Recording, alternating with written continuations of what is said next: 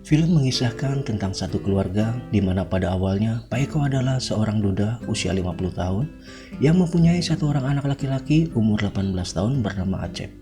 Pak Eko menikah dengan seorang janda usia 35 tahun yang bernama Susi. Usia pernikahan mereka sudah berjalan 3 tahun. Tapi sialnya baru genap 1 tahun pernikahan mereka, tiba-tiba Pak Eko menderita penyakit, di mana penyakit itu berimbas pada burung Pak Eko yang tidak bisa berkicau lagi alias mati suri. Bu Susi sangat sedih sekali. Pak Eko adalah seorang manajer di perusahaan keluarga yang berada di luar kota. Bu Susi tetap setia menerima keadaan Pak Eko. 2 tahun berjalan, akhirnya Bu Susi bosan. Diam-diam dia punya rencana tersembunyi. Rencana apakah itu? Mari kita simak filmnya. Terlihat 2 orang pemuda yang bernama Acep dan Ucup sedang mengobrol. Mereka baru saja menyelesaikan ujian akhir sekolah. Tempat sekolah mereka mewajibkan muridnya untuk tinggal di asrama sekolah. Di saat mereka duduk santai, tiba-tiba Acep mendapat panggilan telepon. Acep tersenyum kecil ketika melihat panggilan di telepon ternyata ibu tirinya. Karena besok hari kelulusan Acep di sekolah, di dalam percakapan telepon ibu Susi ingin merayakannya berdua. Lalu Acep teringat waktu liburan sekolah di rumah. Kala itu Acep baru saja keluar kamar. Saat melewati kamar orang tuanya, tanpa sengaja dia melihat ibu tirinya sedang ganti baju. Ibu Susi dengan sengaja tidak menutup pintu kamar. Ternyata ini bagian dari rencana Bu Susi. Jantung Acep bergetar kencang. Getarannya sampai membangunkan burungnya yang sedang tidur. Dengan cepat Acep memekap burungnya. Akhirnya Bu Susi tahu Acep sedang mengintipnya. Tapi dia membiarkannya seolah-olah memberikan kode supaya Acep masuk.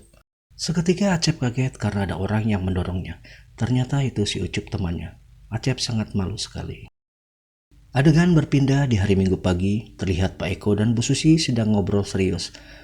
Pak Eko memberitahukan kepada istrinya, tahun depan dia harus segera pensiun. Dokter menyuruhnya harus beristirahat total. Karena perusahaan keluarga, posisinya akan digantikan oleh Acep anaknya. Di asrama sekolah, Acep mendapat telepon dari bapaknya. Pak Eko menyuruh Acep segera pulang bila sudah terima ijazah, untuk menemani ibunya di rumah sementara waktu. Keesokan harinya Acep dan Ucup menerima ijazah dengan nilai bagus. Terjadi perbincangan antara mereka berdua tentang masa depan. Ucup berkata akan melanjutkan sekolahnya, sedangkan Acep belum ada rencana apapun.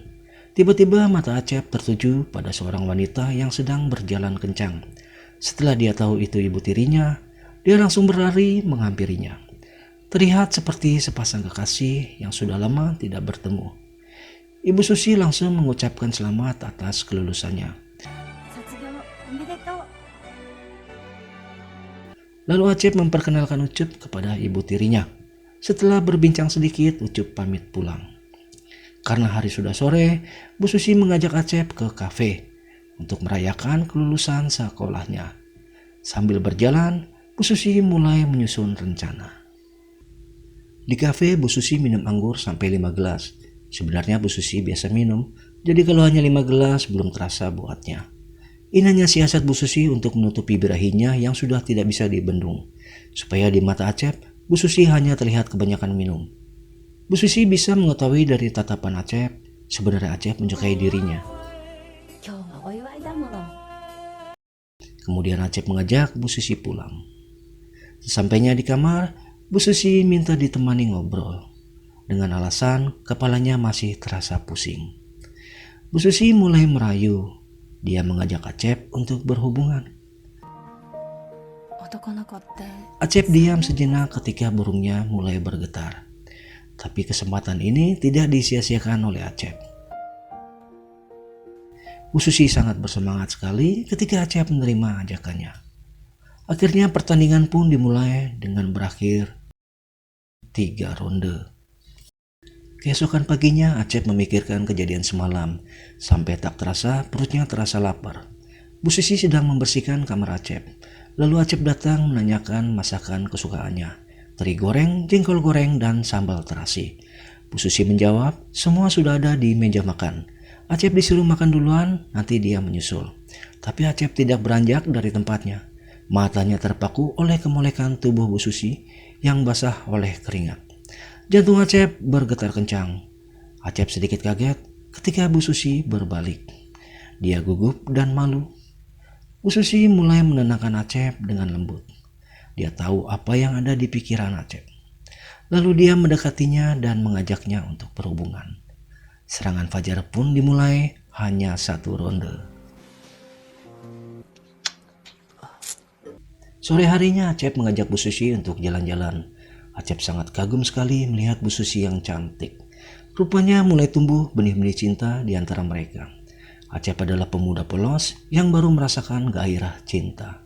Sedangkan Bu Susi merasa telah menemukan laki-laki perkasa yang tangguh. Hubungan mereka semakin dalam dan sepertinya tidak bisa dipisahkan. Dan mereka pun sudah menyatakan saling mencintai.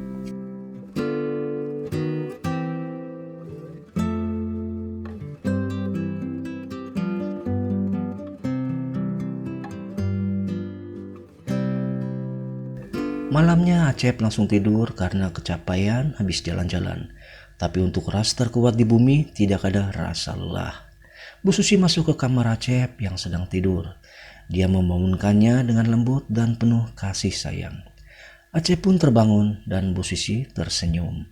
Bu Susi adalah wanita hiper. Jadi Acep paham betul apa yang Bu Susi inginkan. Dan Bu Susi pun tahu Acep adalah anak muda yang selalu siap bila dia menginginkannya. Bu Susi langsung mengajak Acep untuk berhubungan malam ini 2 ronde. Acep pun menyanggupinya. Sudah 6 bulan hubungan gelap Bu Susi dan Acep berjalan mulus. Tapi sebenarnya Pak Eko sudah mengetahui hubungan mereka. Bu Susi dan Acep tidak tahu ternyata Pak Eko merahasiakan penyakitnya. Dokter telah memvonis umur Pak Eko hanya bertahan 1 tahun. Secara tidak terang-terangan, Pak Eko merestui hubungan mereka. Berharap setelah dia pergi, istri dan anaknya bahagia.